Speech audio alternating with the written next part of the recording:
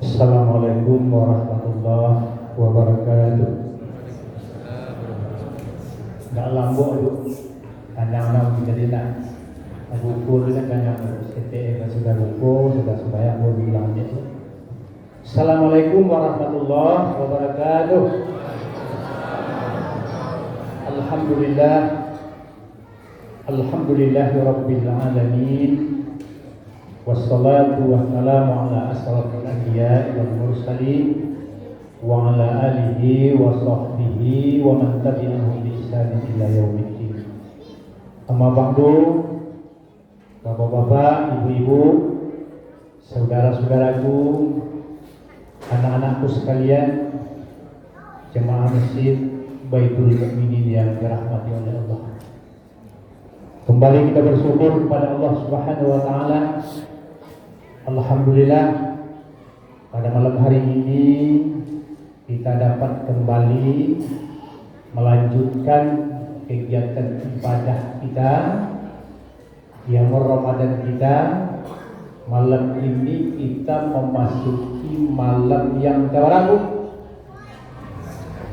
Apa malam? 9 malam. Berarti 8 malam hari kita bersuai ya. Masya Allah, berdoa kita kepada Allah Subhanahu wa taala. Mudah-mudahan pada malam hari ini kita diberi kekuatan oleh Allah sehingga kualitas ibadah kita pada malam hari ini lebih baik dari malam-malam sebelumnya. Bapak Ibu yang dirahmati oleh Allah, tadi sudah disampaikan oleh pengurus bahwa tausiah singkat yang akan kita sampaikan pada malam hari ini sudah ditetapkan oleh panitia, yaitu solusi menghadapi musibah. Silakan anak-anakku sekalian, solusi untuk menghadapi musibah. Bapak Ibu jamaah tarawih yang dirahmati oleh Allah, di akhir tahun 2025 yang lalu, kita masyarakat Sumatera Barat berduka karena ada beberapa wilayah, beberapa daerah di Sumatera Barat ini dilanda oleh musibah banjir bandang. Ya, istilah banjir bandang ya. Nah, udah beres istilah banjir bandang. Ya. Tapi yang jelas Bapak Ibu sekalian, beberapa daerah seperti di Agam, nah itu parah itu sekalian. Di Pasaman, di pesisir, termasuk awal di Padang ini.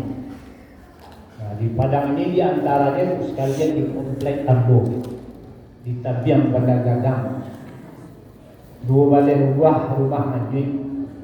Sampai kini Bapak dan Ibu sekalian masih trauma anak-anak masyarakat kita yang tinggal di situ.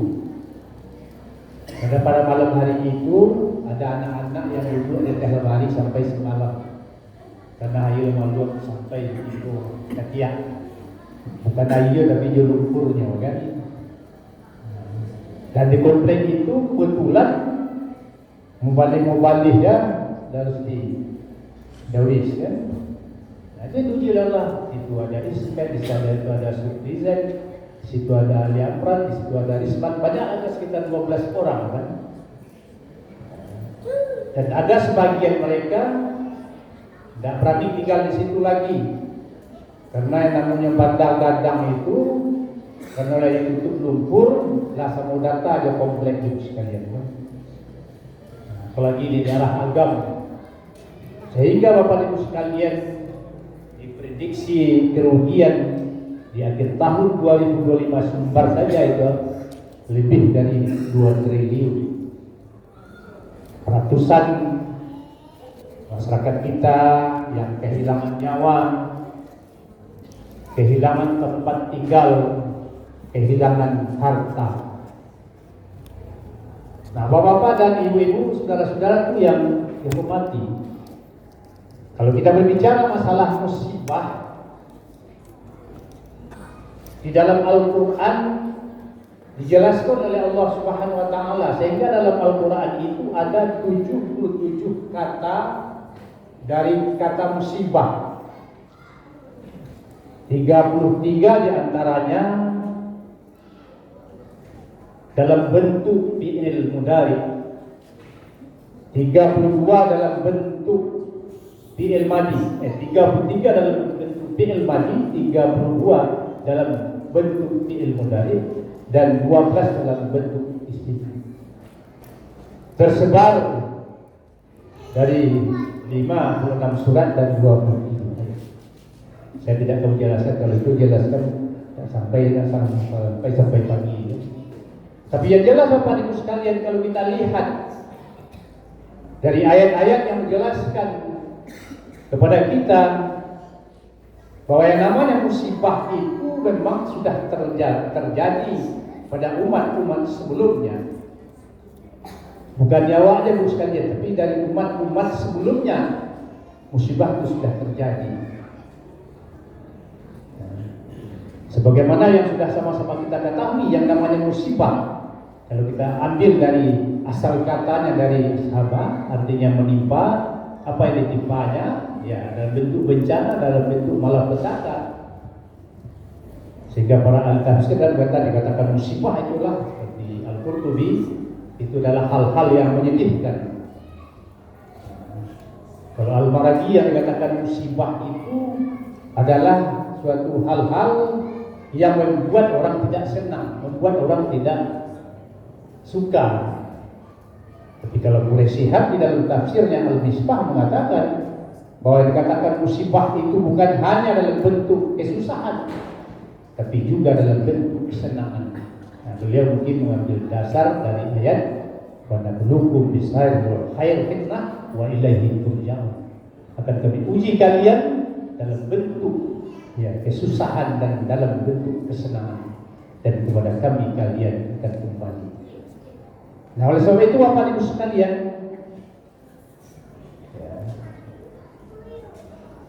ada beberapa bentuk musibah dari beberapa ayat yang dijelaskan oleh Allah di dalam Al-Quran. Ada yang musibah itu sifatnya adalah ujian murni.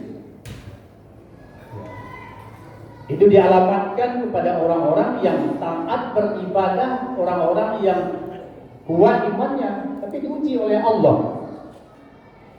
Kenapa diuji oleh Allah Subhanahu wa taala orang-orang yang beriman itu, orang-orang yang giat, orang-orang yang taat itu? Karena Allah ingin mengetahui tentang kualitas keimanannya. Allah ingin mengetahui apakah betul-betul keimanannya itu tangguh atau rapuh. Dan itu kan sudah terjadi dan sudah dijelaskan di dalam Al-Quran tentang peristiwa-peristiwa orang-orang yang diuji keimanannya. Kita ambil saja salah satu di antaranya seperti Nabi Allah Ibrahim alaihissalam. Di dalam sejarah kehidupannya silih berganti mendapat ujian dan cobaan dari Allah. Tapi semuanya itu beliau lalui dengan penuh keikhlasan, dengan penuh keimanan. Demi menegakkan agama tauhid, beliau sempat dibakar oleh masyarakat, oleh umat beliau. Tapi karena ketaatan dan keimanan beliau yang tangguh, waktu itu api tidak berfungsi sebagai alat pembakar, tapi malah sebaliknya api sebagai alat pendingin. Kemudian di usia beliau yang sudah lansia, setiap saat berdoa kepada Allah agar diberi keturunan untuk melanjutkan perjuangan beliau, tapi tidak kunjung dapat. Sehingga Siti Sarah dengan penuh keikhlasan mempersilakan suaminya untuk mempersunting Siti Hajar agar mendapat keturunan. Itu sudah di usia lanjut sekalian.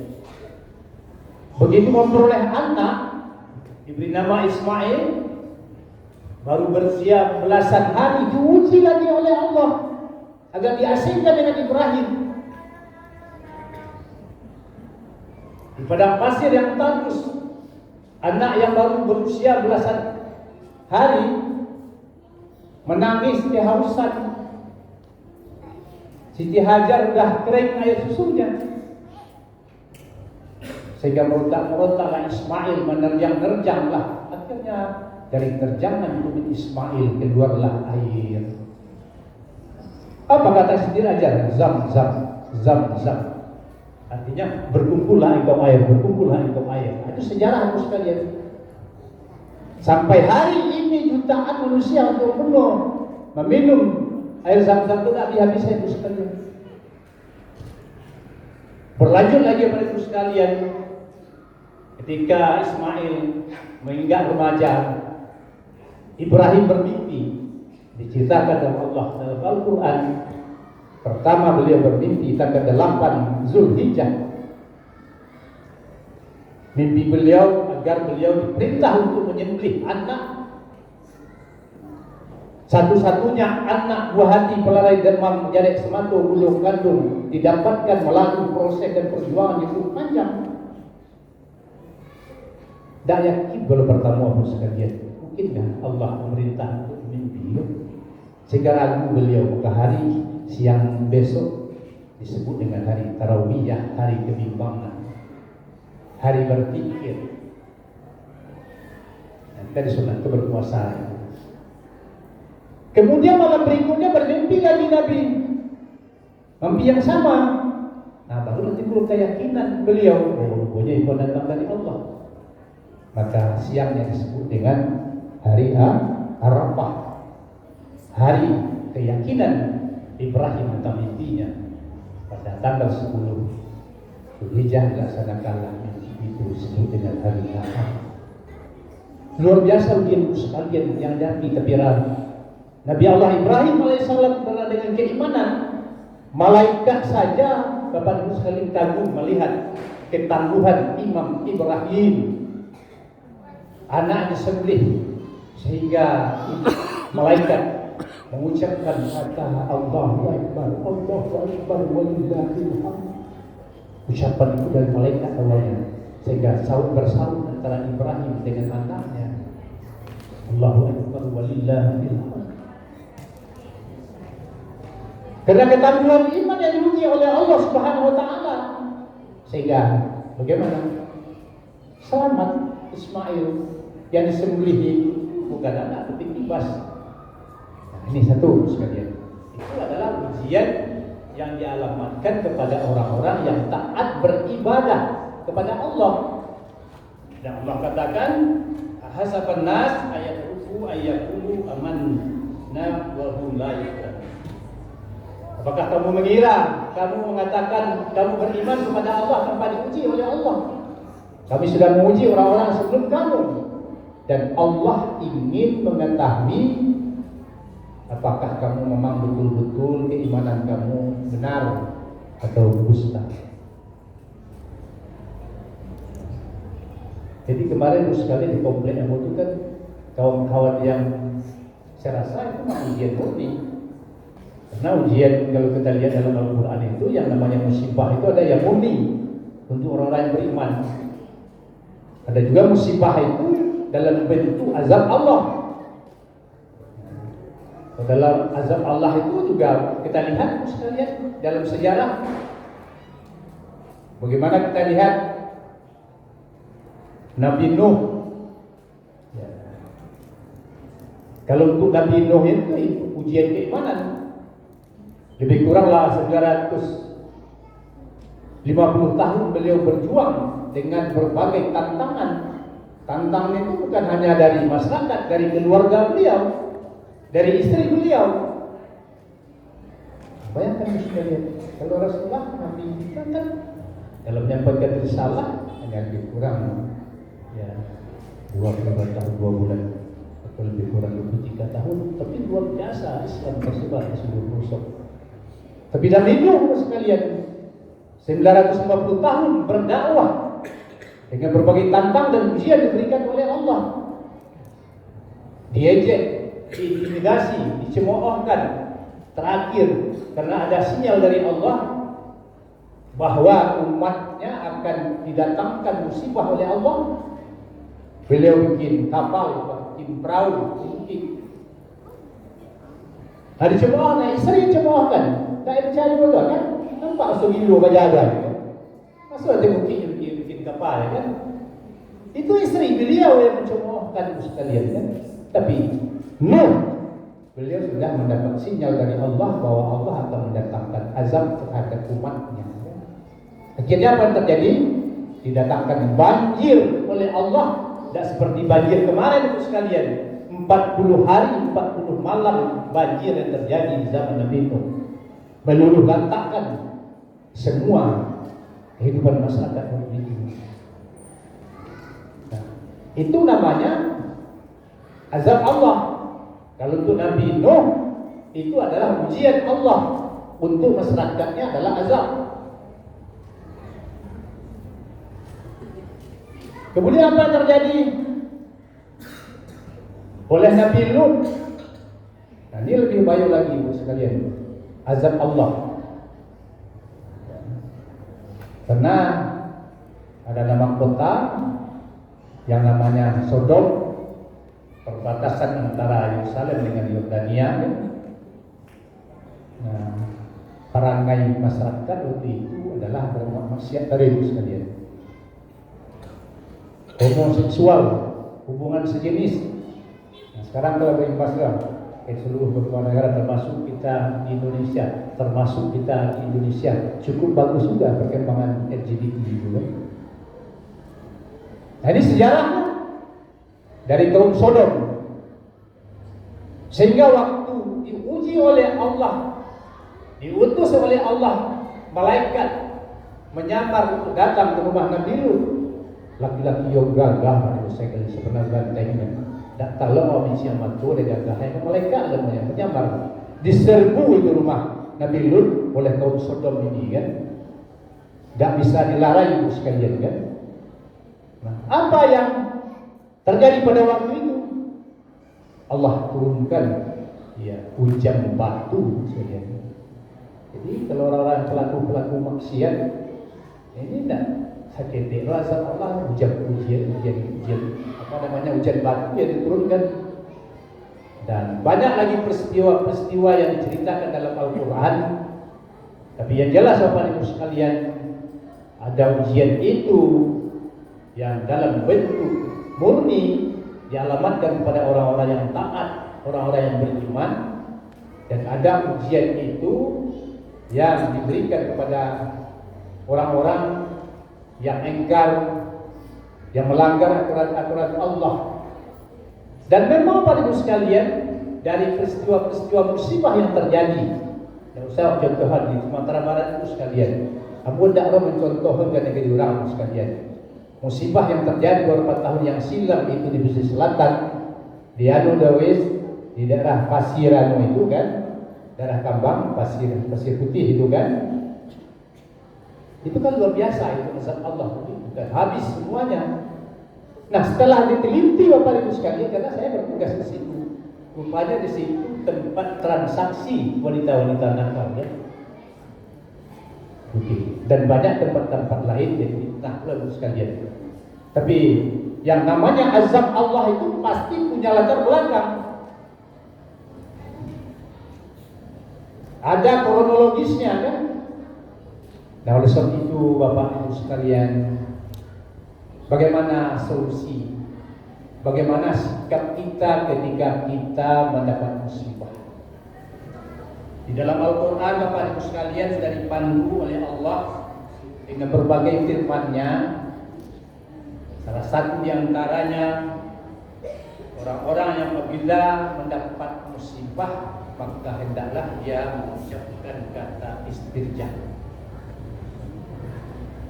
Itu panduan dari Al-Quran. Lazina iza asabat musibah qalu inna lillahi wa inna ilaihi raji'un. Ini yang pertama sekalian.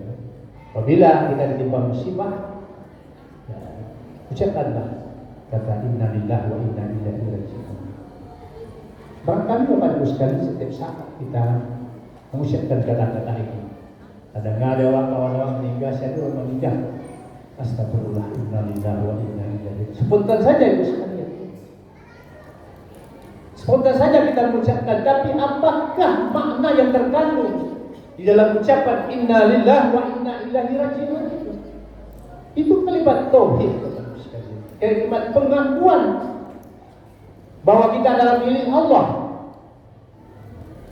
bahwa apa yang diberikan oleh Allah itu adalah miliknya, rezeki yang diberikan Allah, harta kekayaan yang diberikan Allah, itu semuanya milik Allah. Kita hanya punya hak pakai, dan hak pakai itu juga sudah diatur oleh Allah. Ada aturan-aturan hak pakai. Kalau itu dilanggar, bahwa harta yang kita miliki itu akan menjadi laknat bagi kita, tidak akan membawa keselamatan bagi kita. Ada aturan-aturan itu sekalian. Makanya Malaysia mengatakan bahwa yang dikatakan musibah itu bukan hanya yang bersifat negatif, tapi bersifat negatif, positif juga. Bukan hal-hal yang baik, tapi yang buruk juga.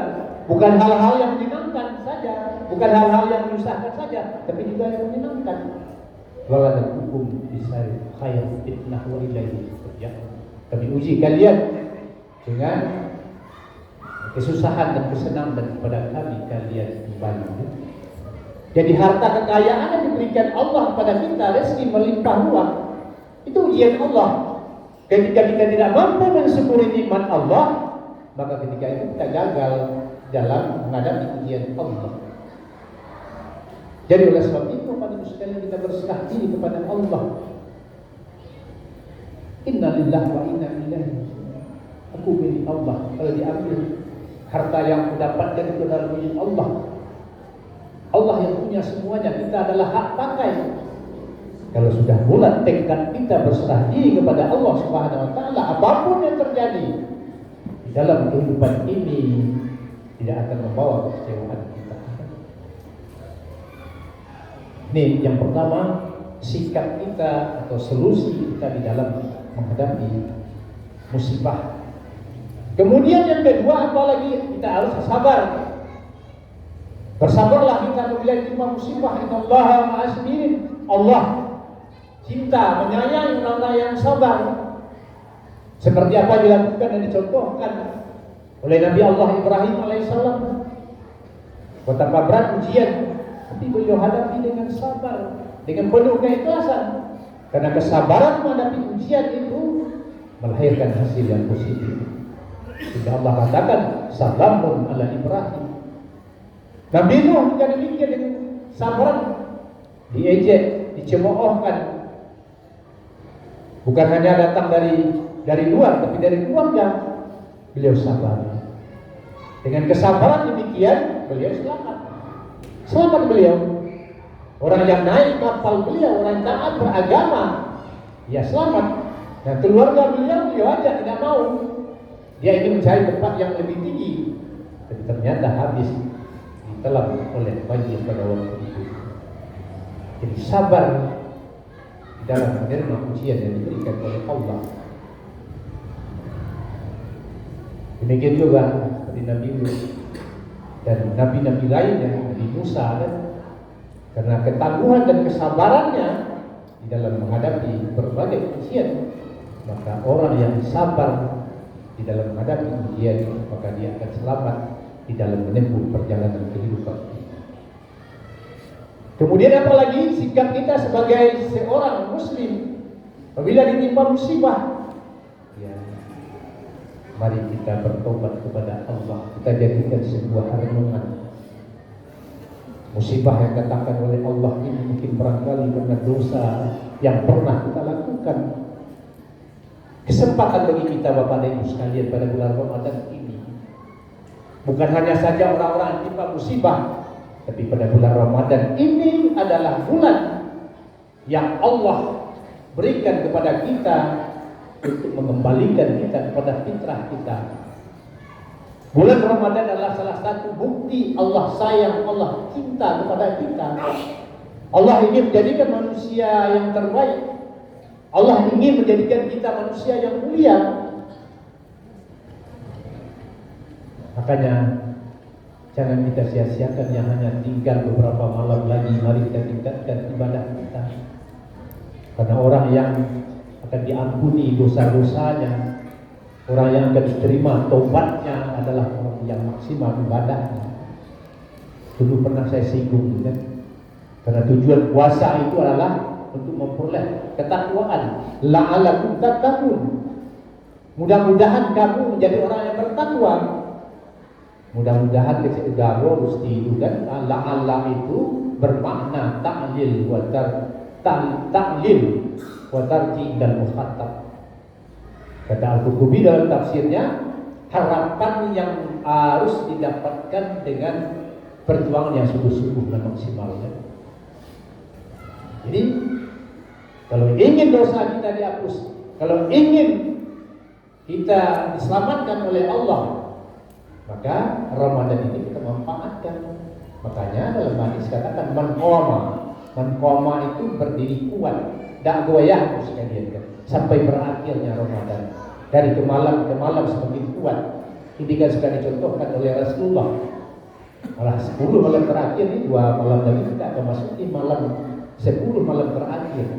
Rasulullah semakin kuat, semakin banyak ibadahnya, sehingga beliau kuatkan ikat pinggang. Beliau ajak keluarga beliau untuk beribadah, malah tidak pulang-pulang beliau untuk beribadah. Kalau tidak sama dengan Rasulullah, paling tidak ada peningkatan kita. Kita perbanyak baca Al-Quran, kita perbanyak sholat kita berdoa di tempat-tempat yang mustajab. Doa yang paling mustajab itu paling sekali adalah doa yang kita lakukan di sepertiga malam menjelang masuknya waktu sahur. Berdoa sekali. Kita sesali, ya Allah, sekarang banyak dosa yang dilakukan, ya Allah. Belum saya tumpah lagi, ya Allah, dengan rezeki, dengan rahmat yang Engkau berikan. Aku menyesal, ya Allah. Aku berjanji, ya Allah, tidak akan mengulang kembali. Sempat kita menangis, meneteskan air mata saking penyesalan yang kita lakukan. Kata Rasulullah, sebelum kering tetesan air matamu, semua dosa-dosamu sudah diampuni oleh Allah Subhanahu wa Ta'ala. Mari kita pergunakan kesempatan ini dengan sebaik-baiknya, Bapak Ibu sekalian.